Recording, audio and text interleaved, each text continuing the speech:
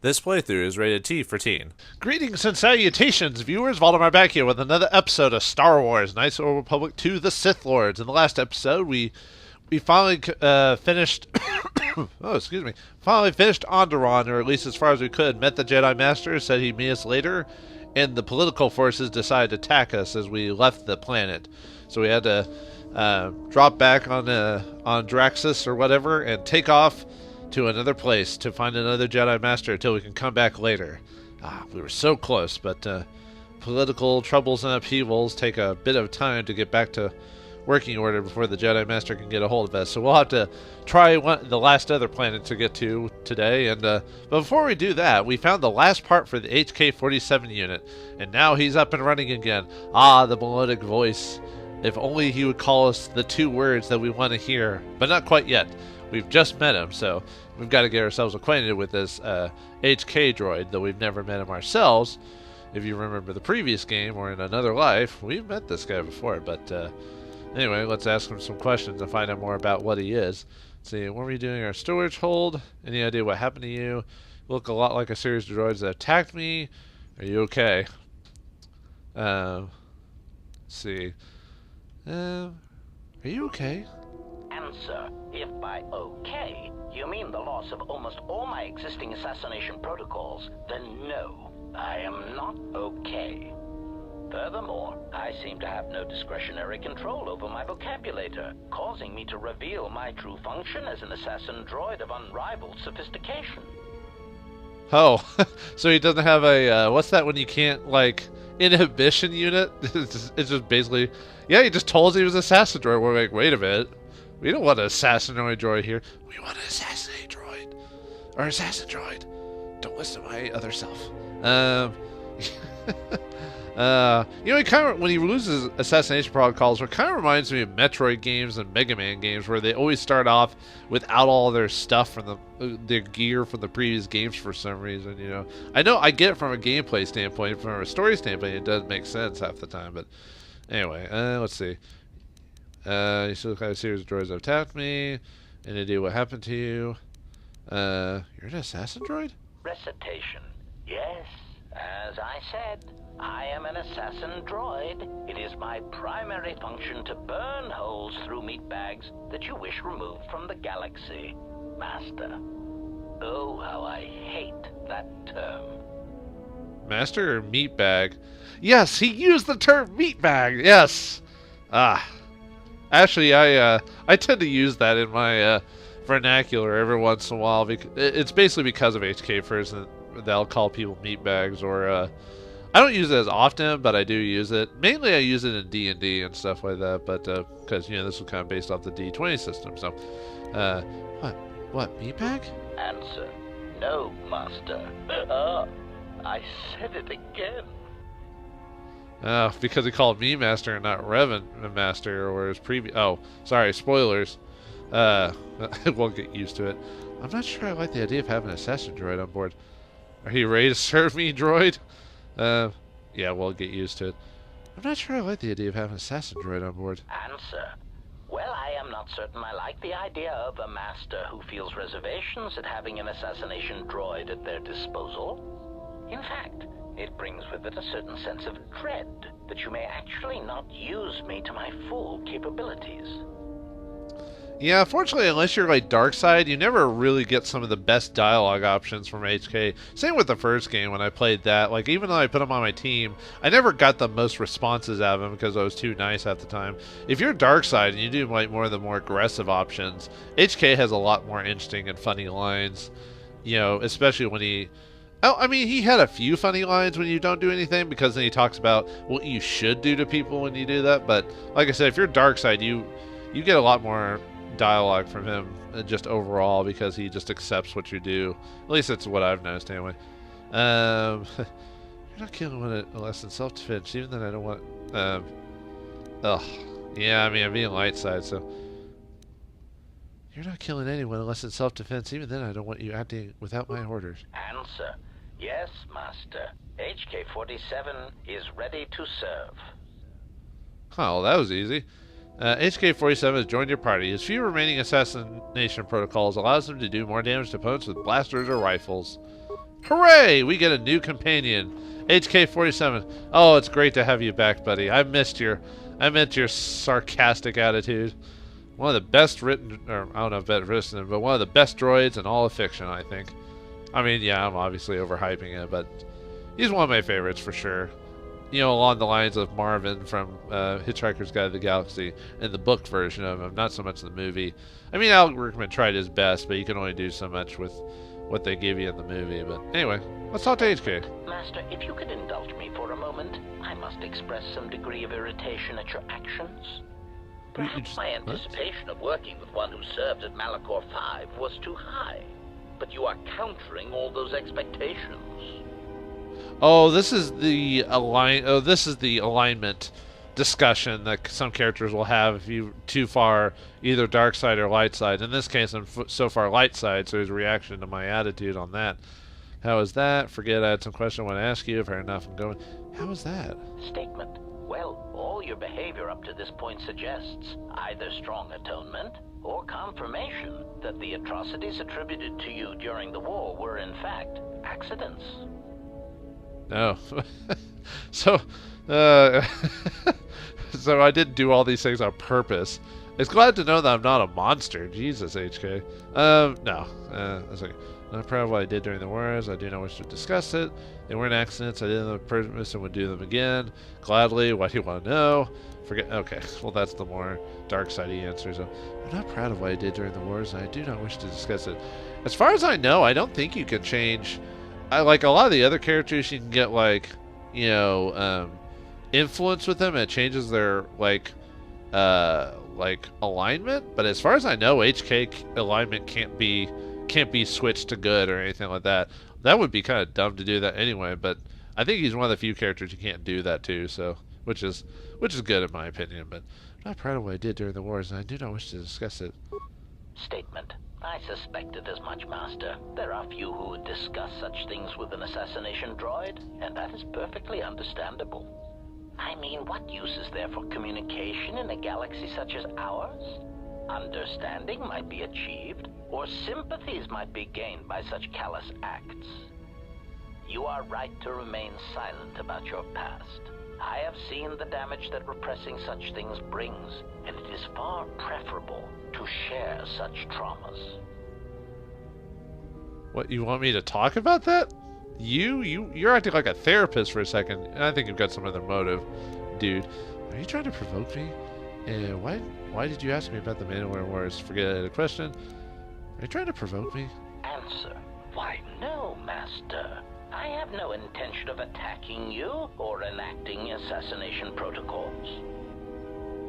I don't think that's what she meant by provoking you. I think provoking like a reaction from the Mandalorian Wars. Whatever. Why did you ask me about the Mandalorian Wars? Answer. Why? Because your actions then and now are related, and I feel I need some context. I confess to being somewhat needy that way. You're needy? Huh. Well, I guess you do need to kill people, or meatbags as you call them. What do you mean? Statement. Sometimes, Master, it is difficult for meatbags to step back and gain some perspective on death and its importance in their insignificant lives. Explanation. You see, Master, assassination is such a versatile tool. I have seen the removal of a single target have far-reaching consequences for a nation, world, even a galaxy. The repercussions of even the smallest lives, whether dead or alive, can have profound implications on history. But surely you realize this. I guess that's true in some sense, but sometimes people put too much importance on certain people, because there are people that have a lot of influence, but sometimes there are people that are willing to come around with the same influence to just take their place, that type of thing. But it depends on the place, I guess. How is that? That's a very human perspective. If you're just trying to justify your program and you're not doing a good job, that's a very human perspective. Statement. Master, please, any comparisons between me and your meatbag status leaves a fluctuating, intermittent charge through my control clusters. I was only trying to bring death and its impact to your attention. I guess death does have an impact. To me, I guess. How is that? Statement. Why your own life, Master? Your single life changed the face of the galaxy, of history itself. Malachor 5 was an impressive act of destruction, but its impact on the lives of others in the galaxy was far more extreme. I mean, Master, you brought about the death of the Mandalorian race. I doubt they realize it yet, but you dealt them a blow from which they will never recover. I guess technically in the, at least Old Republic lore, now that it's considered Legends and not part of the official canon now, at least according to Disney and whoever, I mean, either story you look at, yeah, the Mandalorians never truly become that big again. I mean, they have in the Clone Wars cartoon, they have their own planet and everything like that, but even then, that kind of goes to crap if you watch, I guess, spoilers. It goes to crap in the cartoon, and yeah, I think they pretty much disperse or all die, almost, if I remember correctly. I haven't watched Rebels, so I don't know if any of them come back from that, but yeah, sorry to accidentally spoil a bit of Clone Wars, the cartoon, if you haven't watched it. Pretty good for the most part, and apparently at the time of this recording, they might be getting a final season, another season, just to kind of finish the story and polish some episodes that they weren't able to finish, and kind of just get a nice conclusion for all that and set up to their tie-in to the Rebels cartoon, which I think also just, at least at the time of this recording, I think just ended, or just recently ended, I think. It had a decent run, like 3 or 4 years or something like that, so not bad. I only watched the first season of it, so I don't know what past that. I need to check that out someday. But anyway, sorry about that. Let's see. We were talking about Mandalorian race. Don't intend to justify my actions or yours. The Mandalorians deserve it. That is all. Don't intend to justify my actions or yours. Retort. Oh, Master, I am attempting to justify nothing, merely making an observation. Nothing would change the fact that I derive pleasure from ending the lives of others. I was only trying to bring death and its impact to your attention. I like the fact that you can't, like I said, can't change him to be good. That would just, like, defeat his whole character, or at least influence him so much or whatever, but I like the fact he basically stays the same no matter what. And sometimes it is funny to have a different alignment, so you get, like, you know, argumentative dialogue from him. So, alright, nothing, never mind. Influence lost. I mean, you can still get influence with HK, but as far as I know, I don't think it really changes his alignment that much. But anyway, yeah. So, oh well. Yeah, we're probably not gonna get much influence gain gain with the HK being a good player. It is kind of slightly difficult to do. You have to be a bit more aggressive. So, let's see. Can I equip him while I'm here? I might have to mess with that later. I don't have too much good. No, I can't do that here. Okay. All right, let's talk to HK some more. Query. Yes. Is there someone that you need killed, Master? I mean, technically we kill people all the time, so it's not like he's... Well, it's like when Mira talks to us about almost breaking the fourth wall, how she's like, I never killed before, but as soon as I joined you guys, I seem to be killing people more regularly. But anyway, this episode's probably going to be more of a talking to companions. That's usually what happens after you finish a planet or do that, so... HK, do you know what love is? Oh, God. Oh, you gotta ask that. HK, do you know what love is? Answer. Many organic meatbags find that question difficult to answer, Master, but I believe I can provide you with a satisfactory definition. Oh, I can't wait to hear this. Love is making a shot to the knees of a target 120 kilometers away using an Aerotech sniper rifle with a tri-light scope. Oh, HK, you never fail to make me chuckle. Of course that's his version of love. That makes perfect sense. Love is knocking out a person's knees from 120 miles away or whatever. He shoots him, he goes, hey, I love it. No, I think you have your definitions wrong. I'm not sure I agree with that, or if anyone could. That's a certain lethal charm in such a shot, I agree. That's the best definition of love I ever heard. Usually I think those options usually give you dark side, if I remember correctly. I don't think I've ever been into love. Oh, that's more of a snarky answer than anything like that. Wait, there's a certain lethal charm to such a shot, I agree. I'm not... I think you have a definition. I'm not sure I agree with that, or if anyone could. Statement. This definition, I am told, is subject to interpretation. Obviously, love is a matter of odds. Not many meatbags could make such a shot. And strangely enough, not many meatbags would derive love from it. Yet for me, true. love is knowing your target, putting them in your targeting reticle, and together achieving a singular purpose against statistically long odds. Why is that weirdly profound and almost kind of makes sense in like a weird sort of way? I love talking to HK. Any other questions? Ah, you wish to conduct an interrogation? Very well, proceed. I like the way that the camera just shows when it shows us talking, it shows Mira there, like she's like, "What are you guys talking about?" Or, "Oh, this is going to be interesting," that type of thing. It's not an interrogation. I just want to ask you some answers. Enough with the interrogation already. When I ask you questions, I mean I will ask questions without torturing you. Interrogation. Statement? Oh, yes, Master. Pain is really the only reliable means by which truth may be obtained. Or so I choose to believe. So I choose to believe. Oh, God. It's not an interrogation. I just want to ask you some questions. No, it's not an interrogation. I just want to ask you some questions. Statement. Very well, Master. But if you wish to be brutal and vicious about it, know that I am trained for such things. Do your worst. Oh, boy. Enough with the interrogation already. When I ask you questions, I mean I'll ask questions without torturing you. Statement. Master, I am no behavior droid, but it is obvious to me that you have serious ethical problems that will need to be treated at some point. Very well. Ask your questions. If you feel the need to make it an interrogation, however, do not restrain yourself. I would be saddened if you held back. Is HK secretly a masochist? Huh, I never even thought about that. Oh yeah, I forgot about those other questions we had for him earlier, so... let's get to it. Why are you in our storage hold? Answer. I do not know, Master. It is curious that I was here, although this place does seem familiar. What's that, Honk? You should... Oh, I was wondering if T3 was going to say anything. Revelation. Perhaps someone was already in the process of rebuilding me. It may be I was needed for some task. I was wondering if T3 was going to say anything. I think he'd just... make a reference.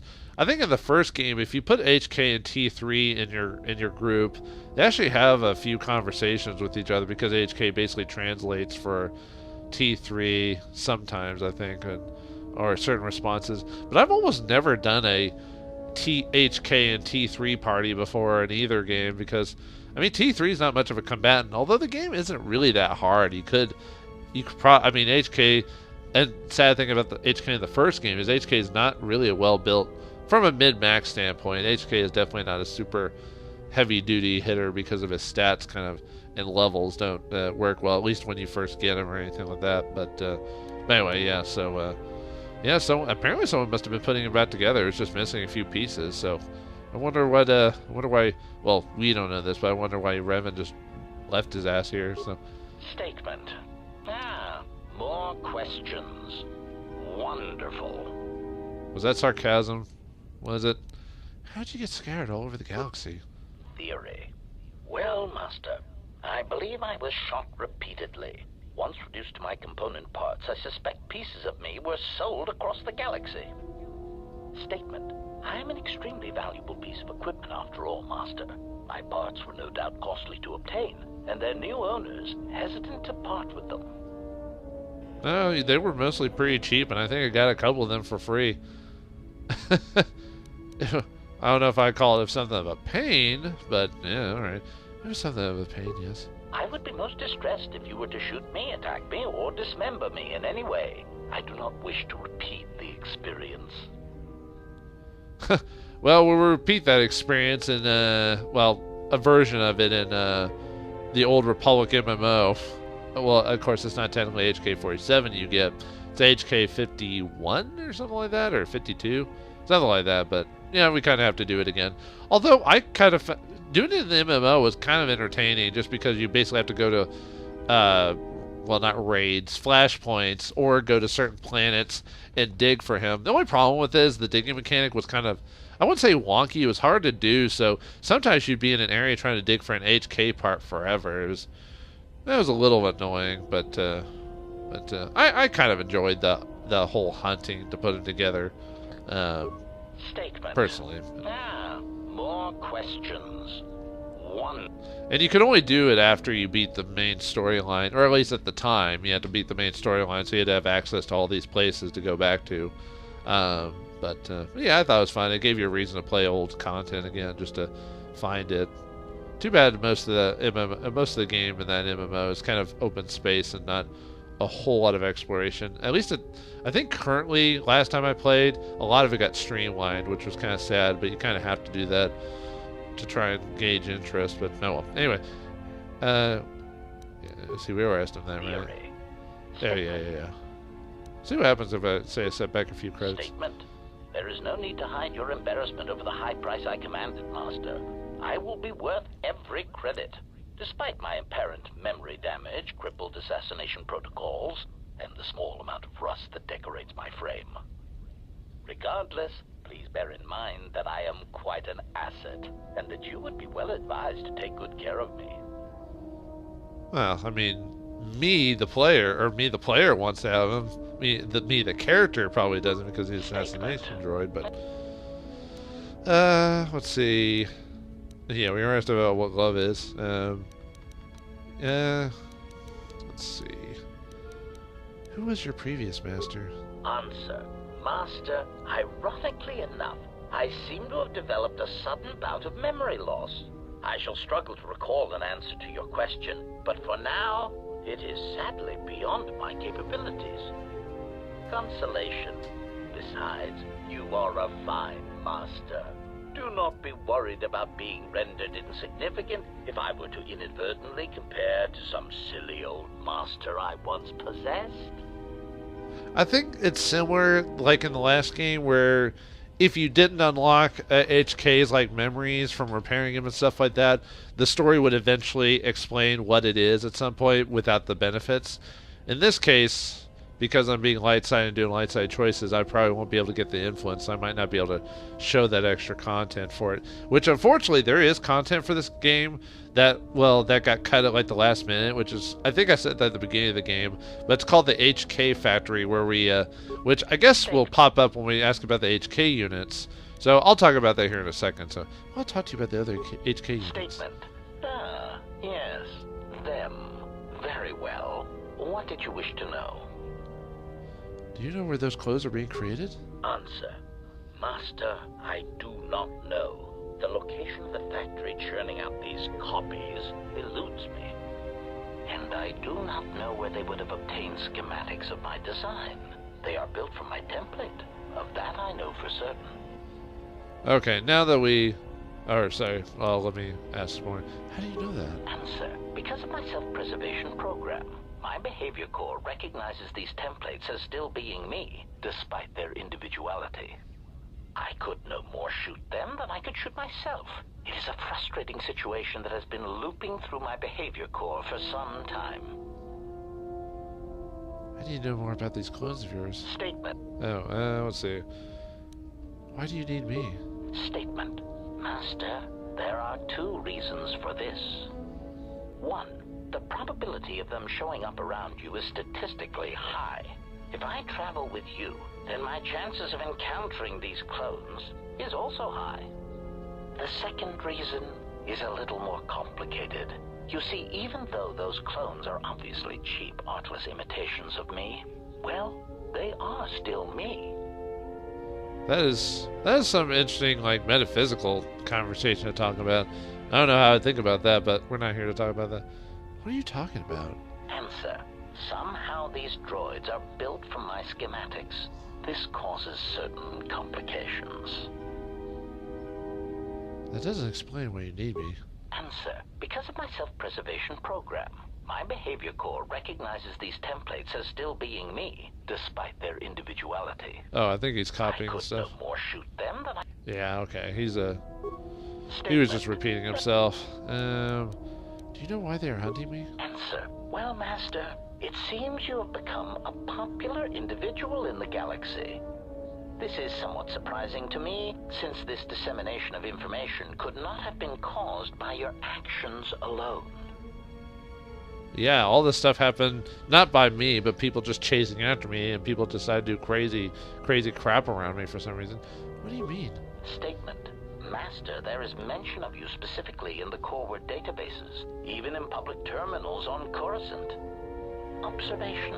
I was led to believe that this information concerning Jedi was not for public consumption, yet somehow it has been made known to them. Why would someone do that? Conclusion. Someone wants everyone to know that you exist, Master, and that you are back in Republic space. If I did not know better, which is computationally impossible, I believe that someone wants to make you a target, and they are succeeding admirably. Well, yeah, everyone does know who I am, and we had those bounty hunters on that one planet trying to get me, so... Yeah, I mean, if you want to take out, like, one of the last remaining handfuls of Jedi, why not just bring them out in the open and tell everyone about them? Who? Answer. Master, my feeling would be the exchange.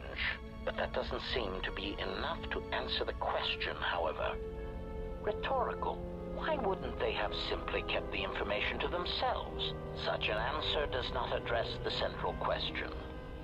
And that is, why someone would choose to broadcast your location all over the known galaxy.